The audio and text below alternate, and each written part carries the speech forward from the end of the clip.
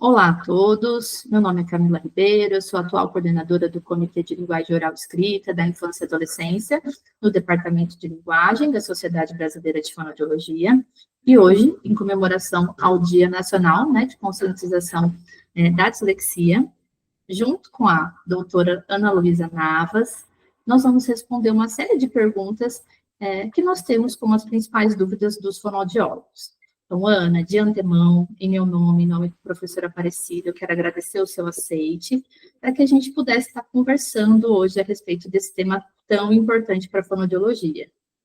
Obrigada, Camila. Eu agradeço ao Departamento de Linguagem e à Sociedade Brasileira pela oportunidade, Sempre estou à disposição para falar sobre esse tema que é tão importante.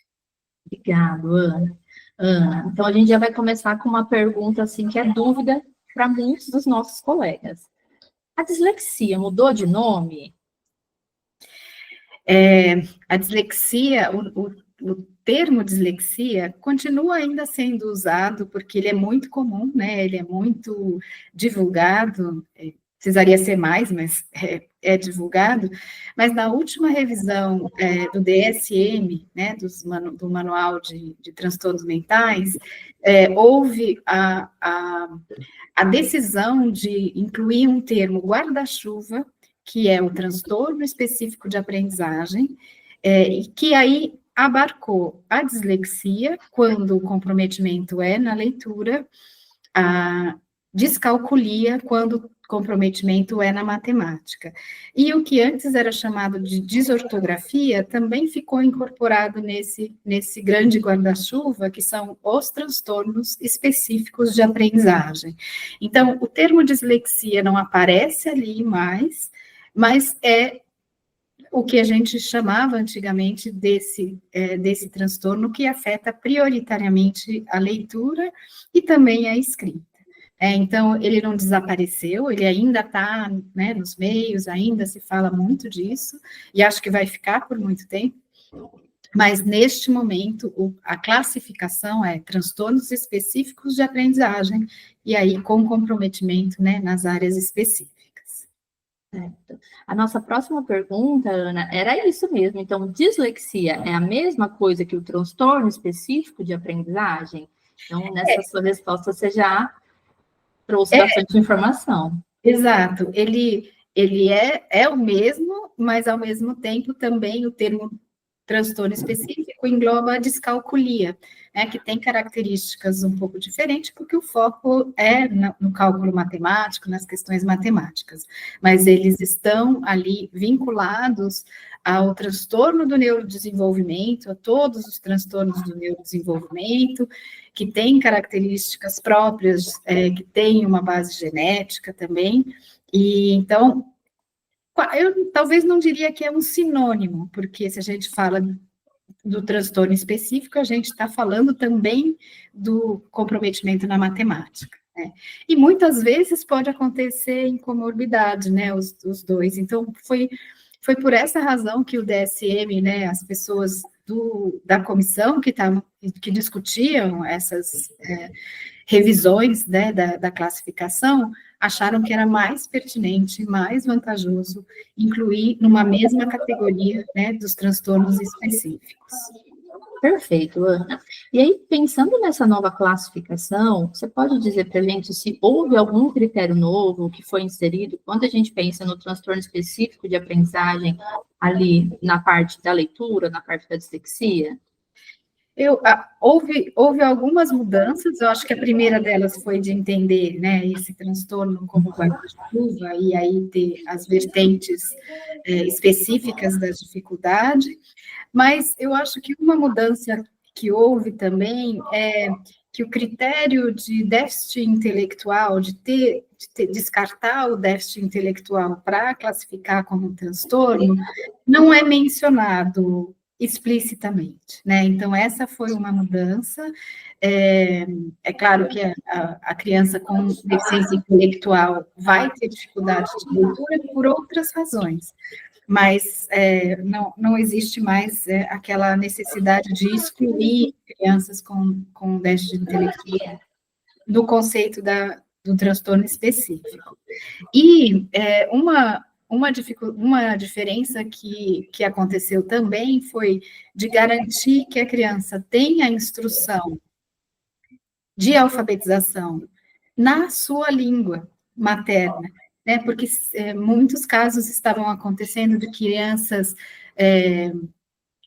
que estavam expostas a outro idioma, sendo alfabetizadas, pela dificuldade com a língua, não conseguiam aprender. Então, a gente tem que garantir que ela tem, mas teve a oportunidade de ter a instrução em leitura no seu próprio idioma, para daí ter certeza que é uma dificuldade mesmo persistente, como no caso da dislexia, né, uma dificuldade porque ela não domina o código da língua em que ela está exposta, né? Então, essa foi uma mudança importante também, com todas as mudanças de imigrações e pessoas vindo de outros países que não têm nenhum contato com a língua, né, do país de moradia, né? Isso foi necessário incluir também.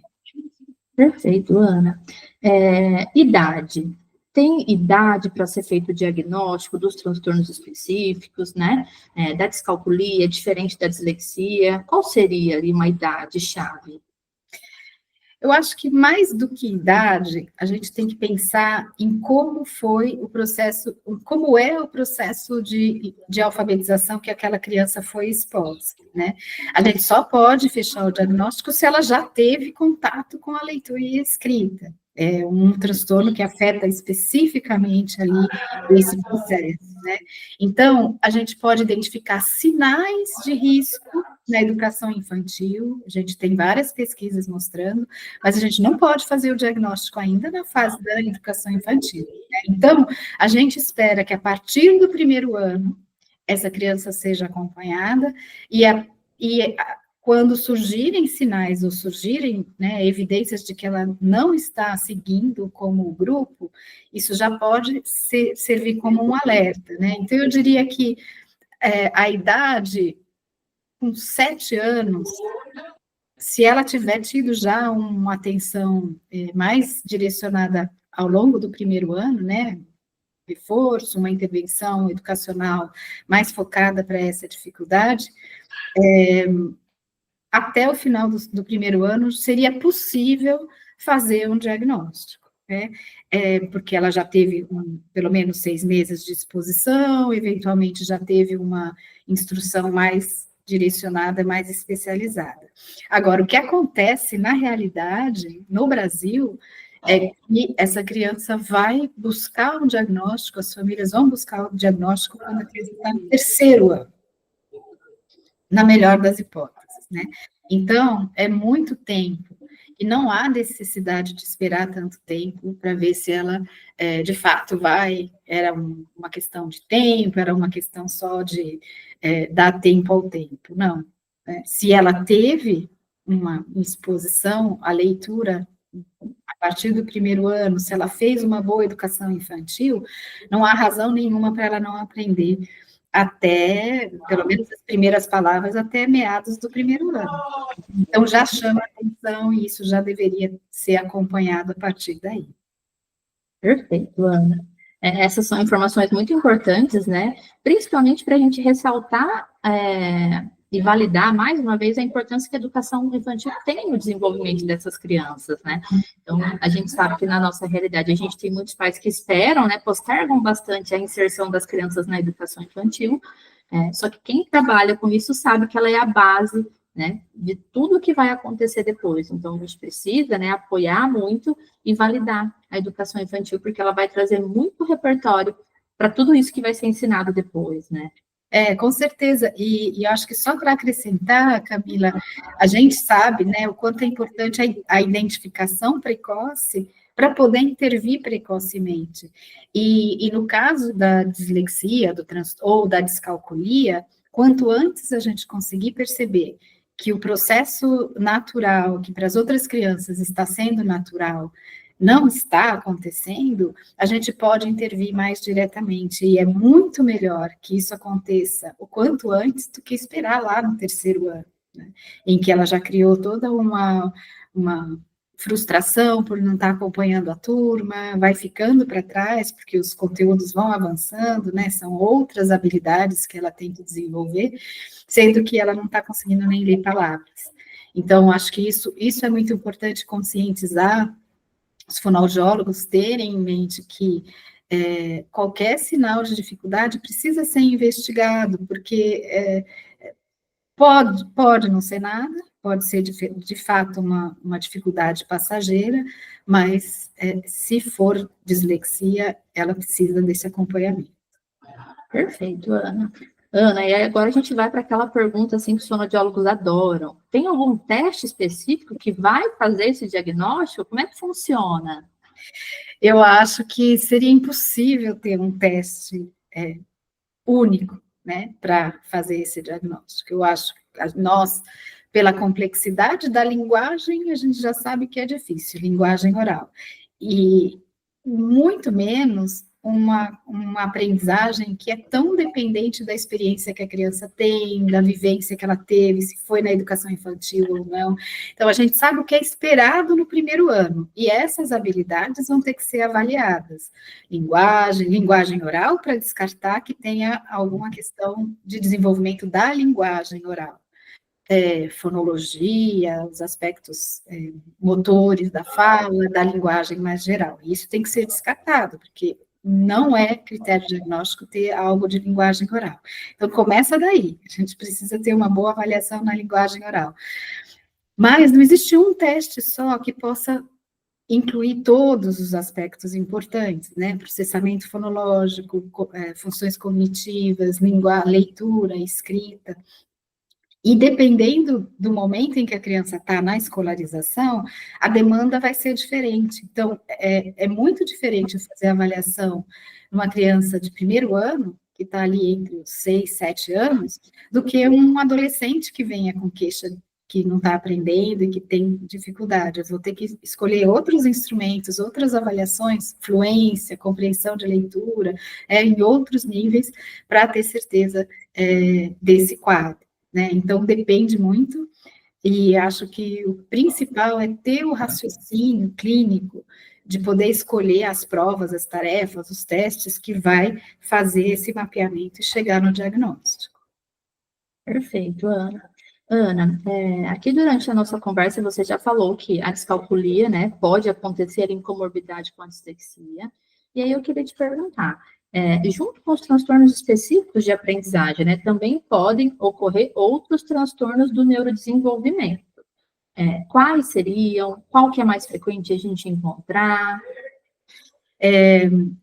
São muito comuns as comorbidades, né, nos transtornos do neurodesenvolvimento, porque eles têm uma mesma base genética. Quase todos eles têm uma sobreposição, né, de condições que levam a um quadro do neurodesenvolvimento. O mais frequentemente encontrado com a dislexia, ou com um transtorno específico de aprendizagem, é o TDAH, transtorno do déficit de atenção e hiperatividade. É muito comum, 40% das crianças têm dislexia e TDAH. Eles podem ocorrer separadamente, claro, mas existe um contingente em que isso pode acontecer junto. E também, em alguns casos, os transtornos da comunicação, os transtornos de linguagem, podem acontecer em comorbidade. Então, é muito importante, cada vez que haja alguns sinais de outros transtornos também acontecendo, que o diagnóstico seja feito com muito cuidado, porque o perigo que acontece é valorizar a manifestação de um dos transtornos e esquecer de olhar para as outras características, né? Então, em relação ao TDAH, é muito comum que o TDAH seja diagnosticado primeiro, porque tem uma manifestação comportamental mais evidente, né? A hiperatividade, a impulsividade, etc., e a desatenção, né?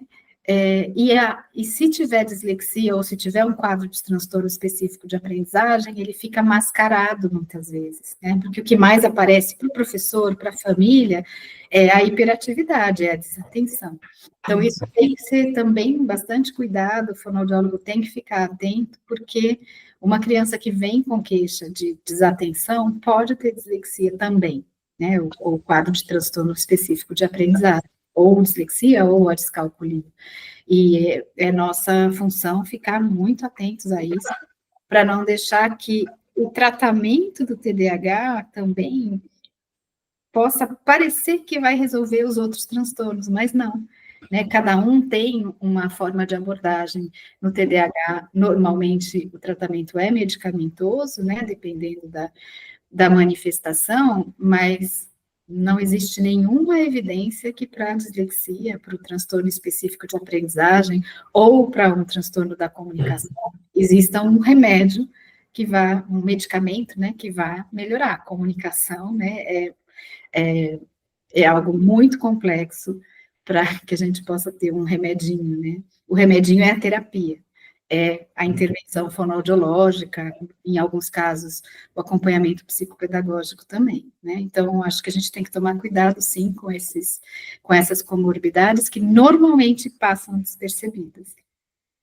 Perfeito, Ana. E para a gente finalizar, né, uma pergunta assim, que acho que muitos fonoaudiólogos também têm dúvidas, ficam imaginando se encaminha ou não encaminha.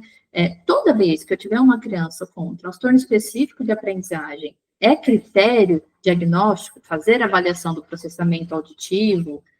Como que funciona isso? Quando que eu vou encaminhar? Eu queria que você falasse um pouquinho. Essa é uma dúvida muito comum, né, que a gente ouve falar, e inclusive dos professores também, não só fonoaudiólogos, né, os professores também perguntam, será que é só processamento fonológico, né, e na verdade, o transtorno do processamento auditivo, ele pode agravar o quadro de dislexia, mas ele não é critério diagnóstico. A alteração na dislexia está no nível fonológico, linguístico já. Então, é claro que a audição, ele precisa ouvir, a gente precisa garantir que a criança não tenha uma perda de audição, para saber se ela está ouvindo. É claro que, no limite, uma criança que tem uma dificuldade muito grande, pode ser importante ter uma avaliação do processamento para identificar o que mais vai poder ser feito na intervenção, mas não é critério diagnóstico. A gente tem grupos de crianças que têm o transtorno, que têm o diagnóstico de dislexia e não tem alteração do processamento auditivo. E o contrário é verdadeiro. Muitas crianças que têm alteração de processamento auditivo, mas não têm o quadro de dislexia, né? Então, a gente tem que olhar para as evidências, para aquilo que está na literatura, e nós, fonoaudiólogos, falamos muito do processamento auditivo, mas a gente tem que lembrar que algumas dessas crianças têm uma alteração do processamento visual, não auditivo, e aí eu acho que é importante também lembrar que, dependendo da manifestação, do tipo de trocas na leitura, da escrita, a classificação dos erros, que precisa ser feita com muito cuidado, vai determinar se ele pode ter algo mais de processamento auditivo ou processamento visual. E é importante a gente lembrar disso também, né? Os fonoaudiólogos, claro, a audição está mais próxima de nós, né, da nossa formação, mas na leitura a visão pode ter também um papel importante. Mas não é critério diagnóstico, eu só encaminho para avaliação de processamento auditivo ou visual se há algum sinal muito evidente de que essa manifestação está mais intensa, se os erros estão mais intensos do que deveriam ser, por causa de um transtorno do processamento, ou visual ou auditivo, tá? Então, não é critério diagnóstico, mas ele pode agravar se tiver ali acontecendo, assim como agrava qualquer outra questão que envolve a audição. Se você tiver uma alteração de processamento auditivo, ou no déficit de atenção, você já tem uma dificuldade atencional. Se tiver ainda uma questão nas vias auditivas, vai ser pior ainda. Mas não é também, né, um fator ali determinante para o diagnóstico. Perfeito, Ana. Ana, quero te agradecer. Eu acho que essa nossa conversa foi muito importante para a gente elucidar, né, sanar algumas dúvidas. Então, a gente conversou aqui, então a gente verificou que falar dislexia não é errado, né? É um termo que ainda está em uso. No entanto, se eu quero falar de forma mais atualizada, então vou usar lá o transtorno específico de aprendizagem com prejuízo na leitura, e assim, se for prejuízo na matemática, se for uma descalculia, né, vai ser um prejuízo ali na matemática, e assim por diante. Quero te agradecer, em nome de todos os fonoaudiólogos, em nome do Departamento de Linguagem, por essa oportunidade, e falar para o pessoal, Ana, se você puder dar uma sugestão assim, a gente tem algumas associações, né, que divulgam bastante o trabalho, né, a causa, né, a dislexia, o transtorno específico de aprendizagem, com prejuízo na leitura. Queria que você fizesse, deixasse aqui onde os fonoaudiólogos podem buscar essas informações científicas mesmo, né, de qualidade. A gente tem tido um avanço nessa área, né, no Brasil. Tradicionalmente, a Associação Brasileira de Dislexia, ela é uma associação que traz ali, já há muitos anos, trabalha, acho que 40 anos está fazendo a associação. Mais recentemente, a gente tem o Instituto ABCD, que tem muito material disponível para divulgação, gratuito, né, para divulgação. Importante que o fonoaudiólogo conheça a questão da legislação que garante o apoio para essas crianças em sala de aula, a identificação precoce. Então, é muito importante que o fonoaudiólogo conheça tudo isso, porque as famílias, mesmo que seja um fonoaudiólogo que está na clínica, ele vai ter mais condições de orientar famílias, de orientar as escolas, de como acompanhar melhor essas crianças, e o Instituto ABCD tem produzido esses materiais para divulgação com muita competência. E no Rio de Janeiro, a Associação Nacional de Dislexia também. Então, a gente tem, né, centros que vão fazendo essa divulgação, um movimento muito importante das mães, do grupo de mães, que batalha, né, pelos direitos dos filhos. Então, acho que a gente está num momento muito bom, e o fonoaudiólogo faz parte disso. Ele tem que conhecer, ele tem que saber melhor. Ele é o profissional talvez mais importante na equipe do diagnóstico, então a gente tem que se apropriar e fazer um bom diagnóstico, fazer uma boa intervenção, porque essas crianças precisam, né? Não dá para ficar sem intervenção do fonoaudiólogo em casos de dislexia. Então, eu espero muito que essas informações sejam úteis e que os fonoaudiólogos conheçam cada vez mais todo esse cenário que está acontecendo no Brasil. Tem muita coisa acontecendo nessa área e acho que é importante acompanhar. Muito obrigada, Ana. Foi um prazer conversar com você. Eu agradeço imensamente. Eu que agradeço. Obrigada.